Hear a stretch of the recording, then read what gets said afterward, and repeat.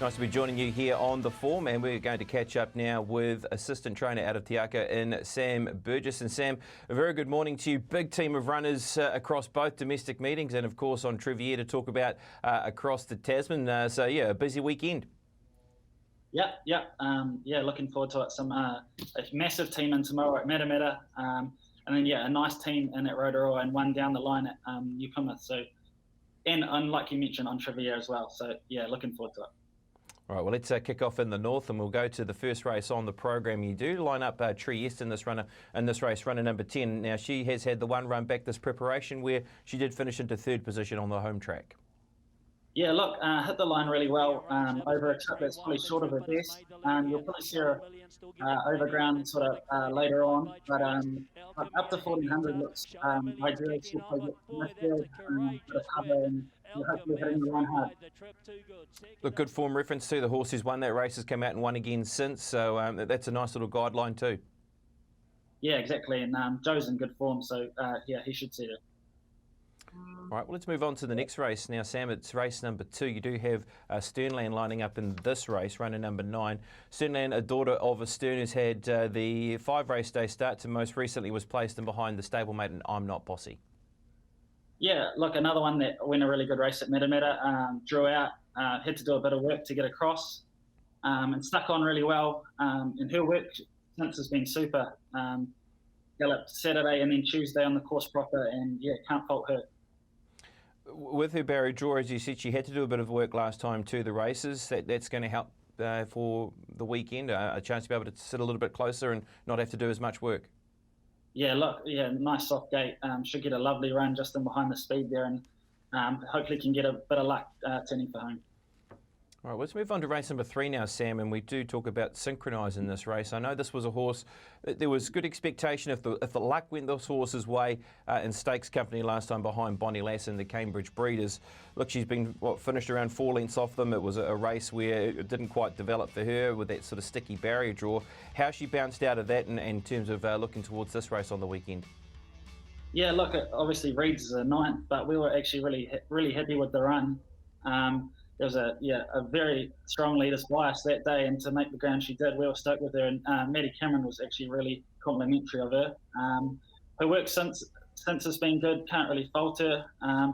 It's a competitive little field. There's I think some quite nice horses in it, but we think she's up to it and deserves a chance. You hold a strong hand in the race because you've also got a couple of other horses in the race, Mille Fiore and also Dancing Sand. Just quickly on those 2 chances. Yeah, look, Mille Fiore's sort of been a bit disappointing since her 2-year-old season. She looked extremely promising those first 2 wins. We're just sort of fiddled around with some headgear so the blinkers will come off and the side winkers go on. Hopefully that can spark her up. I thought she was only fair sort of last up. The money really came for her. But yeah, hopefully she can improve with the change. And Dancing Sands, look, she tried really hard to win her maiden at Rotorua. Course and distance winner obviously helps, and Joe knows her well. So, look, she should be competitive. Yeah, you're right. That is a big help. All right, then 3 strong chances in there. But if you had to sort of go with one, I'm getting the feeling that synchronised with how the horse went in the report that you got from Matt Cameron is the one from the 3 there. Yeah, look, we've always had a lot of time for her. We think she's a really classy filly. And look, if she made it into the Rotorua Stakes, look, she might even run in that. So, yeah, we think a lot of her. That's right. You just need a couple of scratches to try and gain a start leading into that other feature on the program. Let's move on to race number 6, the Cup for the meeting, and we do see Leaderboard, who is in really good form at the moment. Leaderboard is a horse that comes in with, of course, a placing in the Hawke's Bay Cup most recently when finishing into 2nd position. It's almost like a little switch has been flicked with this horse, and he's rediscovered some of his older form lines. Yeah, look, he is known to not try very hard at times, but he seems a very happy horse at home. His work's super since Hawke's Bay. Mark's actually had him jumping over a couple of the bigger hurdles and things like that, and he seems to love it. He's really enjoying life at the moment. Can't fault him. It's sort of an interesting race with Big Mike in it. He's really compressed the weights. So look, Cinerama gets in really well. But look, he'll be hard to beat. He should be really competitive. Yeah, and track conditions too. I mean, he seems to be a horse that can go on any type of track condition. The track's going to be in that sort of soft 6, soft 7, somewhere around that mark. But if there was rain to come, that wouldn't be an issue. But so he sits in a good place in terms of track conditions also. Yeah, for sure. I think, the more cut out of the track, the better. He seems to sort of thrive on it. He doesn't really have that sprint. He just sort of keeps plugging away at one pace. So, look, he's got to be hard to beat. All right, well, let's move on to the other feature on the program, the Ridges Rotorua Stakes Group 3 1400 metres. And you do have a couple of runners in the race, and maybe 3 if Synchronised can get in off the ballot. We'll touch on the 2 horses that we do know are in the race, and that is, first of all, Mai Tai, who's at $4.50. And you've also got the other runner in Shepherd's Delight, who has had a couple of really good runs recently out of Te Rapa in those feature races, including the Cambridge Breeders. But first of all, Mai Tai. Look, we know the type of season that she's had. She's a horse that has been very good this preparation. How do you sort of read her form? She's bouncing out of a Group 1 last time to the races leading into this. Yeah, look, sort of got a bit far back in a sort of slowly run race in the Imperatriz Group 1. Drawn 19, which makes it a bit difficult. But look, Jonathan Riddell on, nice strong rider. She can be a bit temperamental in time, can be a pretty hard-going mare. We'll just sort of bounce around and just ride her where she's happy. She's freshened up nicely. Work was really good Wednesday on the course proper. Look, yeah, she's a good chance. She's probably the class mare of that field, I think, and sort of gets in well under the conditions. Look, she'll just need a bit of luck from the barrier. And what about Shepherd's Delight? This horse looks to be progressing nicely, a very good spring, obviously gaining a Group 1 placing in a 1,000 guineas. Team must be happy with her progress through her most recent starts. Yeah, the first 2 runs, have been great. Got back on the first one at Te Rapa and really hit the line nicely. And then from a wide barrier, it was a great ride to get her into the position she was and stuck on well. Up to 1400 really suits. Can't fault her work either. She's going the right way. It's probably a race where the 3-year-olds don't get in great at the weights, but she deserves her chance. Yeah, he certainly does. She's a horse who's drawn in barrier number 10, and obviously that'll be dictated to where some of the emergencies, if they gain a start or not, with a couple of them drawing low as well. So maybe 1-4. Trifecta's first fall sits around $18 with how she's run. We'll move down to the Central Districts now, Sam. As you said, you do have a runner there, and that is Pisco Sour, who lines up in race number 2. Now, she just comes in with really good form lines, and she capped that off with how she won her maiden last time to the races. Yeah, look, gained a really deserved maiden victory and was super impressive in doing it. And it's been very consistent and really deserved it. It'll be interesting to see how the track ends up. I think it's a soft 7 the last time I checked, but it shouldn't worry her. It looks like it should dry out hopefully. She's trained on well. Lisa aboard, a good senior jockey. But look, Robbie Patterson's won, and I think Ellen Sharrock's got a really nice horse in there. So look, she should be a good each way chance. See, the riding was almost on the wall, wasn't it, leading up towards that race? I mean, the horse had run well through some of those maiden races, but boy, absolutely put them to the sword in the concluding stages in that race in the end. Yeah, she was super impressive. McNabb gave her a lovely ride, took all the luck out of the equation, and look, she was way too good. But in saying that, this is a big step up, I think. Well, let's head across to Tasman now and have a look at the Doomben 10,000, which will be held at Eagle Farm on the weekend, and the team do line up on Trivier. Trivier has been a runner that, well, first of all, has had a very good racing season overall and a busy season because it started off the preparation in Sydney as well throughout the spring. She sits at $10 and she has been given in the visitors barrier draw for the Doomben 10,000. Yeah, pretty gutted when we found out she drew 15 of 15 yesterday. Look, she had a good freshen after the Te Rapa race against Levante. Had a couple of trials gone over. She galloped between races on Saturday at the Gold Coast and went to Eagle Farm on Tuesday for an exhibition gallop. And the team over there, Hunter and Cardia, they've reported, they can't fault her. She's going really well. Look, she's just going to need a lot of luck from 15. I think we'll ride her neutral. Sort of hopefully Opie can weave some magic and get her a midfield somewhere with a bit of cover. And hopefully she's finishing off towards the end. I guess with the change from Doomben to Eagle Farm, plays into your hands as well if you are going to ride neutral from such a wide gate, that you do have the opportunity of that chance of winding up down the bigger straight of Eagle Farm on a wet surface, which will, obviously she appreciates as well. So there's a couple of key factors around her leading into this race that can help her at least anyway, despite the barrier draw. Yeah, look, and if they continue to get rain, which I think they're meant to, look, it might even be the place to be, being out wide rather than stuck in on the fence there. Look, yeah, we'll just leave it to Opie. He's pretty good at what he does, so look, we got all the confidence in him. Right, Sam. Well, it's that time of the show now where we need a winner out of the team that's lining up over the weekend. You said you've got a lot of runners for Friday, but we need a winner for Saturday, Sam. So out of those runners we've spoken about, what's the one that you like? Oh, I think I'll have to go Pisco Sour down the line. Nice one, Pisco Sour. All right, race number 2 there out of Harwood. All the best, Sam. Thanks for your time as always, and let's hope there's a few winners there for the team. Awesome, thanks VP. Cheers for having me.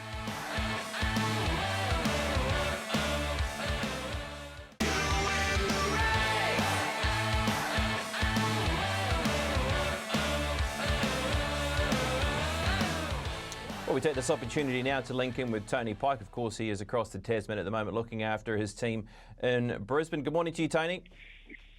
Good morning, BP. All right, let's first of all whip through your runners back home and then we'll talk about your horses for Eagle Farm. When we go to the first race, you've got Viva La Vada in this race. What's your thoughts on him? He's had one race day start, the son of Vadamos. He had trialled nicely before his fresh up run at Hawke's Bay. He sort of got caught back amongst runners and was very green in the run. He's definitely a better horse than that, so we've applied the blinkers for Saturday. I think with the application of blinkers, you'll see a much improved run. Okay, then let's move on to Tremonto, race number 2. Now, this is a runner who's had 3 race day starts and a very good second behind Florence Nightingale, fresh up to the race, has been beaten 2.5 lengths over the 1,200 metres and goes up to 1,400 metres. Yeah, look, she's probably still maturing, but her fresh out run was good after some good barrier trials leading into that debut run. She should improve off that. Up to 1,400 will probably be perfect. She was probably just a little bit one pace off the bridle over the 1,200. A little bit of an awkward gate to contend with, but if she can get across without doing too much work, she should be right in the finish. Let's move on to one of the features there on the program, Tony, and of course you've got Marchioness, who's on the ballot currently for the race and looking to try and gain a couple of scratchings, but we'll still talk about her in terms of how she's coming up for this. Yeah, look, she's trialled out really nicely coming in. Obviously, it's a big throw at the stumps. She's not probably the soundest mare in the world, and just based off the trials, we thought we'd give her an opportunity to try and get some black type. But look, at weight for age, she's well out of the handicaps, and she's probably going to need to produce a career best to beat some of the higher rated runners. But she's fitting well, and we'll have a bit of a throw at the stumps with her if she gets into the field. And obviously, if she doesn't gain a start into this race, where's a likely kick-off point for her? Just waiting for some easing in the ground with her. So obviously, with a little bit of rain earlier in the week, Rotor looked ideal. If we get some rain next week, if she doesn't get a run, she'll probably head to Tiraka on Saturday.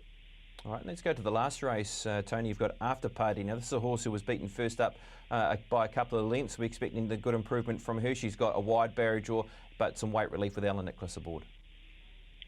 Yeah, look, probably from that wide gate, if the track had been a bit wetter, we might have considered running, but I'd say from that wide gate, we'll wait for another day. All right, then let's move to Eagle Farm now, Tony, and we want to jump to race number 5. We do have 2 runners lining up, Slipper Island and also DiMaggio Joe. Slipper Island, first of all, Tony, a horse that you were looking to run last weekend, of course. Was that due to track conditions and sort of what's the likelihood of this horse running, or was it just purely taken out of that race at the Gold Coast with an eye on this one? No, it was really track conditions. I knew a few of the locals down there, and they said it was going to be extremely testing and holding, which it was. And obviously, a bit of a option the following Saturday. We just selected to run. Obviously, they've moved the meeting to Eagle Farm, which is going to be a big bonus. Doomben's going to be extremely heavy if we race there on Saturday with the amount of rain we've had through the week. But amazing this Eagle Farm track actually holds up really well with a lot of rain on it. We worked on it on Tuesday morning, and it was probably only boarding on a dead floor. So, look, depending on how much rain we get over the next 2 days and the conditions of the track, he'll probably run on Saturday. Even the locals are saying it's probably not going to race any worse than probably what our dead sort of 6 slow 7 tracks would. So he'll run. He's going to come in a couple. He's a bit of an awkward gate, but he's worked well through the week, and it'll be interesting to see how he measures up to obviously the Aussie 2-year-olds. DiMaggio Joe, now a good chance to be able to get a bit of a line on him as well. Of course, he won that race where there was just, the 3 competitors in the end, and he did what he needed to do in this race, but very hard to try and get a true line off this particular race, but I know it's a horse that you and the team do like. Yeah, he's a horse that's travelled over here. He's probably done the best of all the horses in the team since he's been here. His work on the course proper here on Tuesday was outstanding. It was really good work for a 2-year-old, and he's lightly raced. 1200 is probably going to be a touch short, and he's got the visitors draw as well. But it wouldn't surprise me to see him run a really big race. He's going to jump a massive price, but he's really going well over here. And if he could sort of sneak into somewhere around the placings on Saturday, I think once he gets to the 1400 and hopefully the 1600 of the JJ Atkins, it'll be right up his alley. All right, okay, we'll mark him down. Let's move on to race number 6 now, Tony. And we do have Babylon Berlin and Let's Be Glam who's on the ballot. Babylon Berlin, of course, you've taken a couple of runners over there for Ben Foot. Look, she's a horse that has been highly competitive in our best sprint races here in NZ, and she gets an opportunity across the Tasman with James McDonald aboard. Yeah, look, she's been doing really well through the week as well. She's enjoying her trip away here in Queensland. The work in the course proper on Tuesday, although I don't know that well, was outstanding. And apart from the weight, which is probably the only query on Saturday, she should be very hard to beat. Let's Be Glam, as I said there, Tony, you just need some scratchings to gain a spot into the field, but she was a horse who was obviously dead heating and then lost it in the room most recently out of counties. Yeah, obviously she'll be second run up after a long break. She should have improved a lot off that fresh up run. Again, she's thrived here in Queensland. Her coach really improved in the 2 weeks she's been here. Work again on Tuesday was nice. Hopefully she makes the field. She'll probably improve again off this run, but if she brought her best Melbourne form as a 2-year-old into that race, and you think she'd be competitive. And if she doesn't line up there, Tony, we just keep our eyes peeled on where she might head to sort of the following week? Yeah, look, there's a benchmark 85 1200 metre race the following week at Doomben at this stage, so she'll head to that, obviously, if she doesn't get a run on Saturday. All right, let's move on to the Rough Habit Plate now, race number 7. 2 runners here for you, another Ben Foot trained runner in Ruark, where Opie Bosson takes the ride on this run, and you've also got Tutakaka in the race. First of all, just touch on Ruark and how the horse has settled into Queensland. Yeah, he's done really well. He had a nice blow after he worked on Tuesday, but this morning he worked very well. So it'll be interesting Saturday. Probably the move to Eagle Farm on the big track over 2150 could be a bit of a question mark. I know, talking to Ben, they weren't quite sure if he'd run out a strong 2,000 metres, but obviously we'll find out on Saturday. He's drawn to get a soft trip in Gate 1, and depending on how he goes on Saturday, they'll make a decision whether he heads on towards the Derby or possibly freshens up and comes back for the Gunston Classic. Also, Tutakaka, Tony, a horse who ranged up to win his race at Avondale last time to the races. What's your thinking around him and just where he sort of sits at the moment? Because he's had a very long 3-year-old season when you go back to what he was doing in the Melbourne Spring. So how's he coming along? I'm really happy with him, actually. Obviously, missing New Zealand Derby with a minor injury on the morning of the race. He had a short break for 3 weeks after that, and it was Avondale run. He definitely needed that. It wasn't ideal having to run into a very heavy track that day, and look, I wasn't too worried with the run. He's improved a lot off that, and his work through the week's probably been right up there with his best. So, look, although I think he's probably still going to improve off Saturday's run, I think he'll run a nice race, and I think he'll be really peaking for the Derby in 2 weeks' time. And he'll get a bit of forgiveness in the ground. It's a track condition he knows, Eagle Farm. So they're all good little pointers for him coming into this. Yeah, definitely. Like his work on Tuesday morning on the course proper was probably as good as he's produced, and it had nice sort of given it, but there's obviously still a good surface. So he knows his way around Eagle Farm, which will be a help. And I think he'll run a cheeky race on Saturday, but I'm pretty confident he'll be spot on by the time the Derby comes around in 2 weeks. All right, nice one. Okay, Tony. Well, what's the one for the team, both sides of the Tasman? What's the one that you're really liking? Look, I've got some pretty tough barrier draws of both places, to be honest. But probably the Queensland one's just going through the form. Babylon Berlin, I think she's really improved since she's been here. She looks fantastic. She should be extremely hard to beat. And look, if you'd drawn a gate, I'd be saying to have a place bet on DiMaggio. He's just flying over here, and I think he's going to have to go a long way back from that gate. But they do go really hard. It wouldn't surprise me to see him get home strongly into a placing. Nice one, Tony. Thanks for your time as always, and all the best over in Brisbane. Thanks, BP.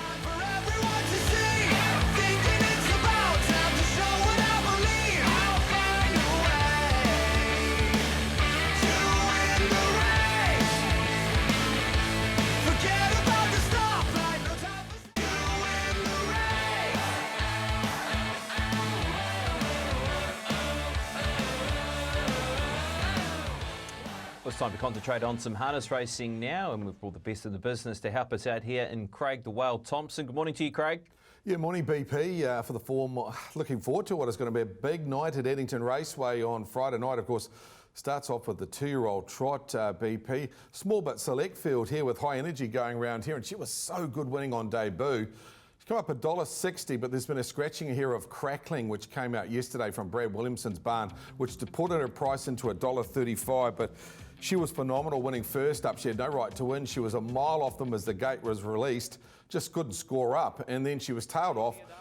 When they hit for home here, BP, that's her in the Brecon Farms colours. So if you're looking for the All-Stars colours, it's not there. It's the fawn and white with the white helmet of Johnny Cox getting right to the very outside. And she just powers over the top of them. Run home at better than a minute for the last half. She went back to the trials last week, had a very quiet trial. I wasn't disappointed. She ran last of the 4, but she wasn't knocked round. And that was behind the older trotters. Comes into barrier 5 here. Interesting stat, her mother actually won this race, BP, back in 2015. The very smart Highgate, and of course some superstar trotters have won this race right back to the grandfather of most trotters in Sundawn. So it's a pretty good field. I think she'll dominate. I think she'll be too good for them, and I'll be happy to take the $1.35 in the multi. All right, yeah, we'll run that through the multis, the $1.35. Let's move on to race number 6 now, Craig. This is the Welcome Stakes Group 2 over 1,980 metres. And look, again, a race dominated by the Pert and Cullen runner in Don't Stop Dreaming at $1.40. Is there any sort of leverage in this market where we could maybe go exploring elsewhere? Yeah, I think there is, BP. I think Don't Stop Dreaming is the best horse in the race. Of course, the kindergarten winner and then the Diamond Creek Classic winner at Invercargill. $1.40 short enough, but he's been the benchmark. And of course, Mark jumps back on board here. Olivia Thornley's handled this horse so well in the 2 starts in the Deep South. Mark back on board, medium draw. I really like Vinky B. I mean, if you don't want to take $1.40 around the favourite, I really like Vinky B's run.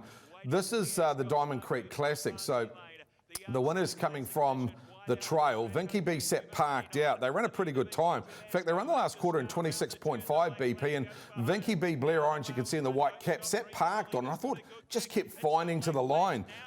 This one by Vincent, there's not many of them around at the moment. They're doing a good job, and he's $2 a run up top 3. So if you don't want to tuck the $1.40 about probable winner, top 3 around Vinky B, I reckon is a really good play, and I don't believe that $2 will last. So as we're recording the form Thursday morning, get involved as soon as you can. $11, maybe not the win price. Top 3, $2. Top 2, $3.80. I think the All-Stars will win this race again. They've won it the last 6 years in a row. I think they'll make it 7. They've got 3 superstar 2-year-olds here and runners 5, 1 and 2. Okay, all right, we'll keep tabs on that place price there around Vinky B, currently around that $2 mark, as Craig said. That might be nice for the multis also. Well, let's move on to race number 8. Small field in front of us here, Craig. This is the Garrett Size Stakes Magnifique Mobile Pace over 1980. And Sandwave does come up as the favourite at a quote of $2.10. Yeah, well, pretty good horse, this Sandwave. I've always thought he was handy, but if you actually look at his record, BP, it's very misleading, because I thought, well, he's going through the greys and he keeps on winning. But this is a supremacy. This is a Group 2 race. He worked overtime to find the front, 2,700 metres, and he ran away from them. And what I like about Sandwave at the moment, he's winning over all distances. So he's winning in mile races in 154, and then here he is winning over 2,700 metres, beating Mosdale Bing and With a Bang. Now, if you go back to his previous 7 starts, he's won 6 of them. The only time he got defeated by the older horses over a 2,700 metre stand, and he was giving them a handicap. So credentially wise going forward, he's got the best credentials in the race, and he's not a one-trick pony. He doesn't have to lead. He's probably better with a sit, and with only 5 other rivals, 250, it was short enough. I tell you what, he's shortening as we speak. He's into $2.10. Wealth of money going on him, BP, suggests there's plenty of confidence in the camp. I do think Anita and Mickey's the main danger. I know they possibly thought about a Queensland campaign with him. He got beaten for the first time last start.